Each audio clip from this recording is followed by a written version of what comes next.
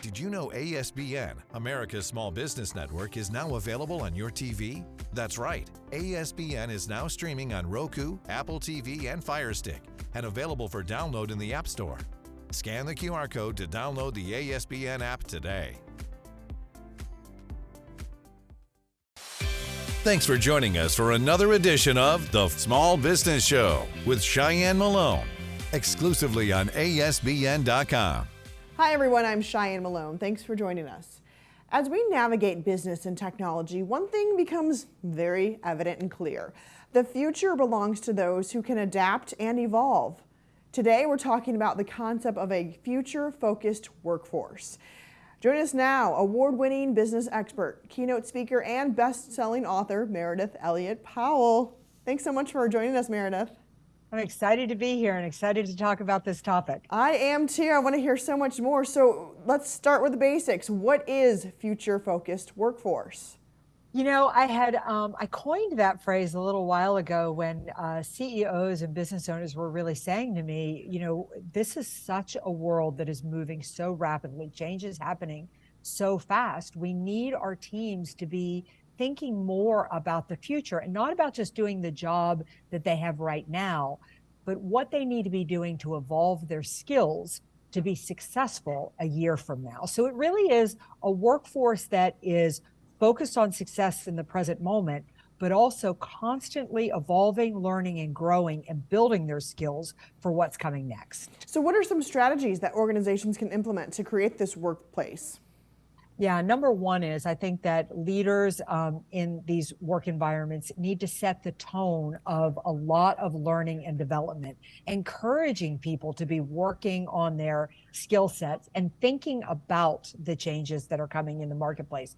We use a great tool for this called a skeptic that is basically a brainstorming session to start to think about how is society changing? How's technology changing? What's happening with competition? And what do we need to be doing now to be prepared for the future? And I imagine there are some challenges that come with trying to create this type of future-focused workplace. Yeah, you know, employees are a little adverse to change, and we get into a situation, into our job, and we really don't like to change. Now, I kind of have a theory around why that is, and something I think leaders can do is people don't like change because they feel change is pushed upon them. You need to start including people in the change process rather than telling them what they need to change. Ask them, how could we change? What thing, bring them along and give them some control in the process. We see a lot of things popping up about AI, and obviously it is looking like the future, let's say that. How does that play a part in the workforce? Yeah, I think that, I think AI is a great place to start having a discussion right now. AI is fantastic. I mean, if you're not using it in your workplace, you should find ways to use it, but it will never replace human connection. So I think, rather than thinking it's going to replace employees, what it's going to do is evolve the roles of employees. Even though AI can do some critical thinking, it still never replaces the empathy and things that employees have today. So start having those discussions about what are roles that AI could fill, and then how does that evolve our workforce to take those next steps. It's not here today, so you have the time, the resources to start thinking about how you're going to adapt those things into your workplace. What other tools and resources do you recommend? I really recommend the fact that you really do need to be engaging the workforce in a regular process of discussion about the changes that are coming. Another tool I think that you need to be doing is talking a lot to your customers. The businesses that are going to grow are the ones that are really focused on solving the right problems. And think about where we are today. I mean, the marketplace is going to look very different in the next 6 months and different again 6 months from now. So you really need to have your pulse on what the customer is thinking, what they're worried about, and repositioning your products and services to solve those problems. It's not so much focused on the products that we sell anymore, more focused on the solutions and the value that we offer. What about, there's so many jobs that have, evolved, right? Like we're talking about, and into hybrid jobs or remote jobs. And then you've got some people that are going back into the office. How do you increase that future-focused workforce strategy amongst those individuals, because you have them kind of scattered all over? Yeah, that is such a hot topic right now. I mean, we all went into this remote, and now we're seeing such a push to come back into the office. The situations that I really see that are working the best are where leaders are kind of striking the balance, asking people to come in 2 or 3 days a week, and then giving them some flexibility in their work schedule. Why do you need to come into the office? Because the truth is, if I'm going to learn to do your job, there's so much value in me being shoulder to shoulder with you and sitting by you, and in you knowing my name and the expertise that I bring to the table.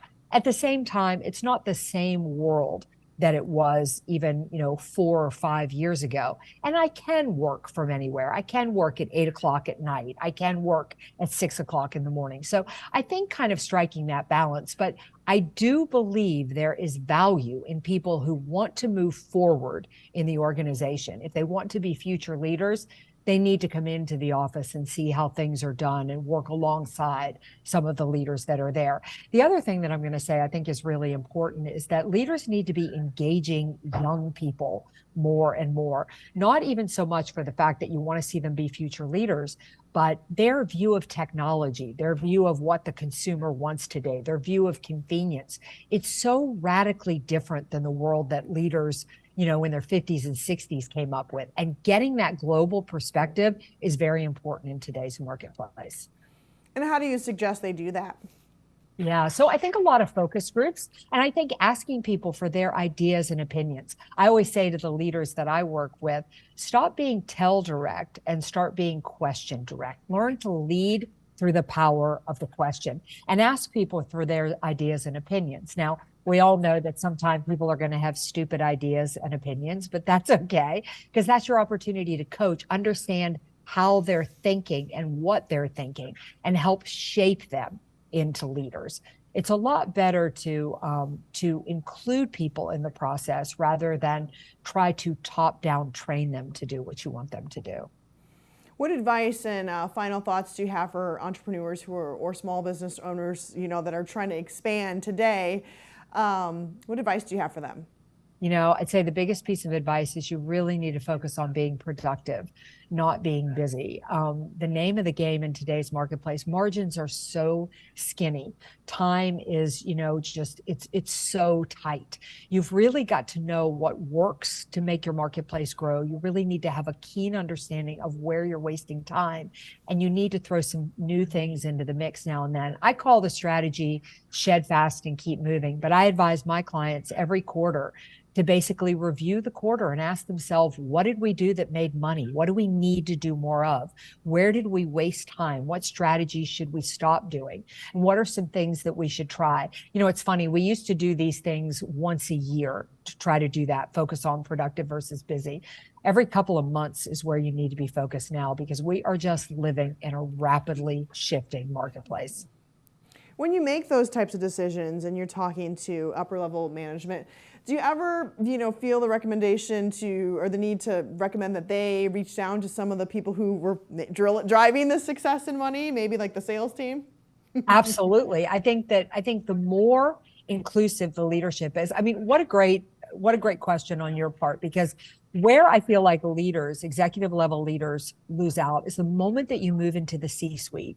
If it has been a long time since you have touched a customer, heard a customer complaint, gone on a sales call, seen what happens in the billing department, you've lost perspective of really what is working in your company. So I suggest to my C-suite leaders, at least a couple of times a year, get out of the C-suite, go on a sales call, handle a customer complaint yourself, go hang out in the billing department. You need to really see what's going on in the division so you can make better decisions yourself.